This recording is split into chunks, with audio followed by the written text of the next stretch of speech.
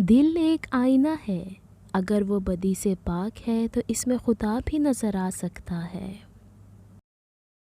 میں نے شمس سے پوچھا کہ تصوف کیا ہے؟ اس نے کہا، دل میں خوشی محسوس کرنا جب دکھ ظاہر ہو۔ اپنا غرور اتار دو اور عاجزانہ لباس پہن لو، تم دنیا سے بڑے ہو جاؤ گے، آپ کی ذات آپ پر ظاہر ہوگی تمہارے بغیر۔ یہ بات معنی نہیں رکھتی کہ آپ کتنی زبانیں سمجھ سکتے ہیں، صرف دلوں کو سمجھنا ہی آپ کو اہم بناتا ہے۔ انسان کو خدا نے بہترین سانچے میں ڈھال کر پیدا کیا ہے، جنتی اور جہنمی وہ بعد میں بنتا ہے۔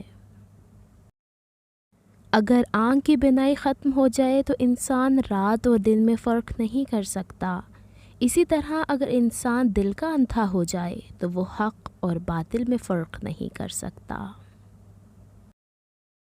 غمگین نہ ہو، جو بھی دکھ ہوتا ہے اسے کسی نہ کسی اور نعمت کی صورت واپس پا لیتا ہے۔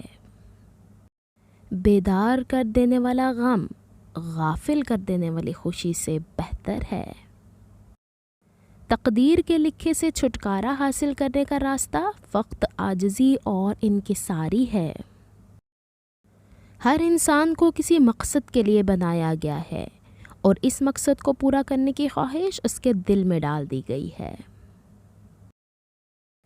جہاں پانی گرتا ہے وہاں سبزہ اگتا ہے، جہاں آنسو گرتے ہیں وہاں رحمت اترتی ہے۔